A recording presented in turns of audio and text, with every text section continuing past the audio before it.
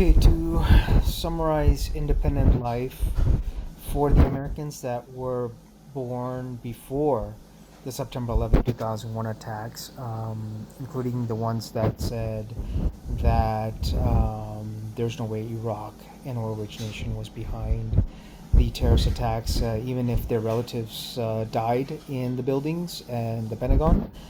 Basically, they were of independent thought and they did not have hearing devices. Now they might, and most of America might.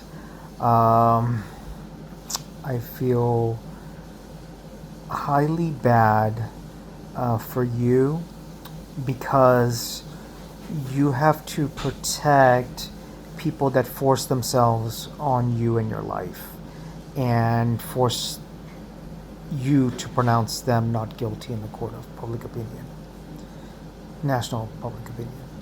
The fact is that after 2004, when I wrote "All Bits Are Said" and Operation Stop Thief, they did not attack Iran. Pentagon was next to Iran, and they were ordered to not attack Iran. And then, there was no stealing of oil. And the fact is that the terrorist attacks might have cost 16 billion in comparison to about 37,000 billion in terms of oil reserves, proven oil reserves, the second largest oil reserves at the time in 2003. And then basically the Pentagon secured four American oil companies, and they ate and they became powerful or more powerful based on poor people, poor Muslims, oil money. So for the Americans that were, plus 37,000 on the account ledger, minus 16. If you want to look at it from an imperialist point of view. For the Americans that were born after the September 2001 attacks, you are going to be told truths to prevent you from realizing that you're listening to liars.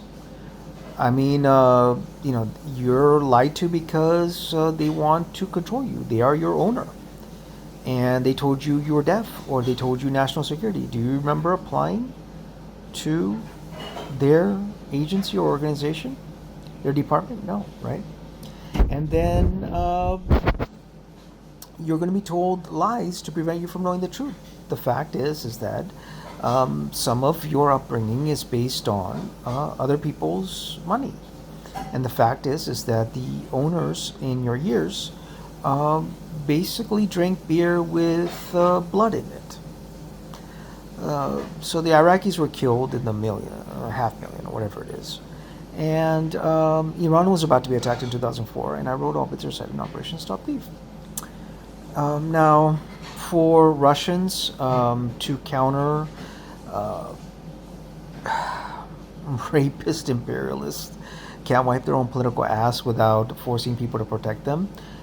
Independent technology, you absolutely need to have secure areas where the Wi-Fi is blocked.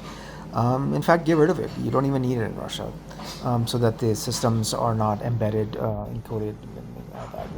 And I would get rid of Wi-Fi altogether, and I would work on having areas where the square kilometer or an enclosed space is secure, where any kind of nano tracking machine, nano GPS machine, even if it relays a signal, the signal will be block the path, block the scan, block the nano scan, and you're good to go in terms of better security and more security in terms of being able to better plan out your own technological security and independent Russian life. In terms of China, maybe be a little bit more cutthroat, because these people knew that I knew of Jet Li the One and Liar Liar at the height of American power.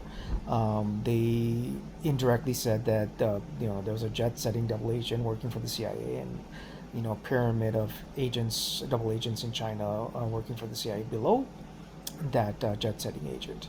And they publicly in international Hollywood movies, right? So the arrogant knew no bounds, no boundaries, and they knew I knew that before I went to visit the Chinese consulate that I had an appointment to in 2005. And for all practical purposes, they begged. And I didn't say anything at the time. I did test the Chinese, and I did reward the Chinese with that information of double jet setting liars that work for, you know, and and maybe it is the right time to be a little more cutthroat against people who raped defenseless women for money and terrorize their own women for money and blamed it on it just happened to be oil rich. For India, there are mm, the choke points, the fault lines. There's so many. There are so many weaknesses, like you wouldn't believe. You guys need to get your act together. You need to be at war 24/7, because this is a mosquito infested global system where people drink beer with blood in it and then lie about it and then run away from books when I wrote about it. In terms of Iran, so much respect to Russia, so much respect to China, respect is there for India, so much respect to Iran.